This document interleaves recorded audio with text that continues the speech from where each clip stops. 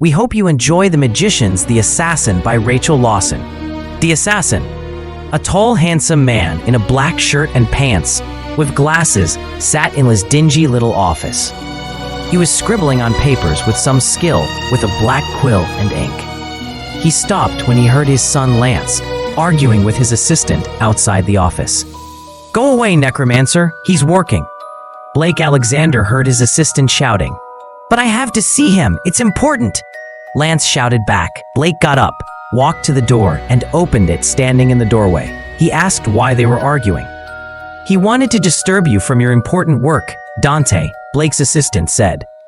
Lance glared at Dante. "But this is important," said Lance. "Not as important as his work," said Dante. "He must run a smooth, consistent office for this place to keep out of anarchy. Dante takes my job more seriously than I do." "What is wrong, boy?" said Blake. "Someone tried to assassinate the King of the Earth," said Lance. "They did. How is Granddad?" asked Blake, worried. "He's alive. He was lucky he was just winged," Lance said.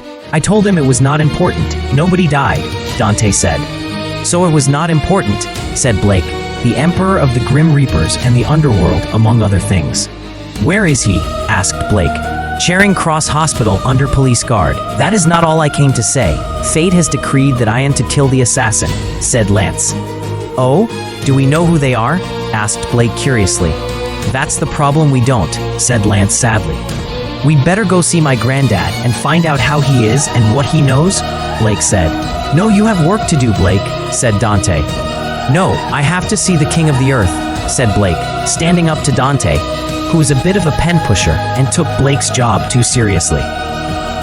"What's so important about the King of the Earth?" said Dante, who didn't know the King of the Earth's secret. The man known as the King of the Earth was in reality more than that. He was not really Fred Alexander, a lowly planetary king. He was actually better known as Sapphirus Argent, Emperor of the Silver Intergalactic Empire. It consisted of the entire galaxy. He just preferred the name Fred Alexander, his human name, as Sapphirus Argent sounded too stuffy for him. Most of his family had two names, a human name and an alien name.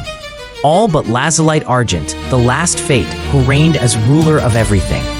He was a bit of a busybody with a dark streak. He made Lance play Avenging Angel, killing bad guys. The police saw him as a mad serial killer, as did Blake. He was not mad, just misguided, and Blake knew it. Lazulite went by his lofty surname, Argent. "Let's go see the king now," said Blake. "Beat you there," said Lance, disappearing into thin air, followed by his dad, who disappeared too, leaving one angry Dante alone. Blake and Lance appeared at the reception desk of the hospital. "What do you want, Dr. Death?" A man Blake knew only too well said he was an orderly. "No, not you. Where is the receptionist?" said Blake, rolling his eyes. "On a break, I'm filling in," said the rude orderly. "Okay, where is Frederick Alexander's room?" asked Blake. "You aren't needed there, he's alive," said the orderly curtly. "I know, I came to see him, he is my grandfather," said Blake. "He can't be, he's as old as you are," said the orderly. "No, we just look young for our age," Blake said. "And I suppose he's your son then," said the orderly, pointing at Lance, who looked 25 too. "As a matter of fact, he is," said Blake. "Yeah, right, pull the other leg, it's a corpse," said the orderly. "Oh, never mind, just tell me where Fred is," huffed Blake. "I'll take you there," said the orderly, smelling something fishy. "Okay, lead the way, Mr. Jack Taylor," said Lance, reading the orderly's name badge. "Are you an actor? I think I met you at a friend's show," asked Lance as they walked. "Yes, who's your friend?" asked Jack. "Argent," said Lance. "Yes, I know him, bossy fellow," said Jack. "Yes," said Lance. "Fred Alexander is in here," said Jack, as they got to the room Fred was in. "Do you know these men?" asked the orderly. "Yes, hi Blake, hi Lance," said Fred, who was in a hospital bed.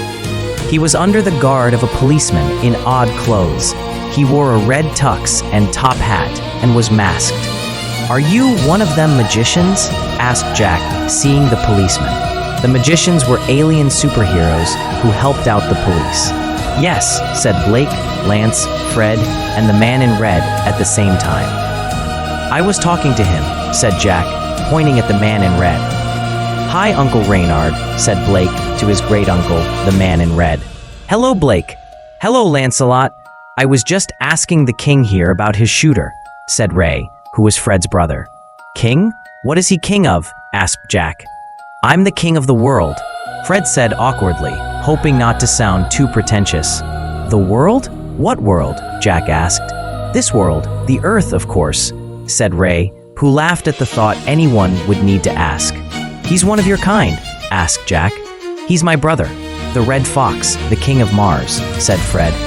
"Then you two are related to him," said the orderly. "Like I said," Blake said. "Oh, I can't take this," said Jack, wandering off. "How are you, Granddad?" asked Blake.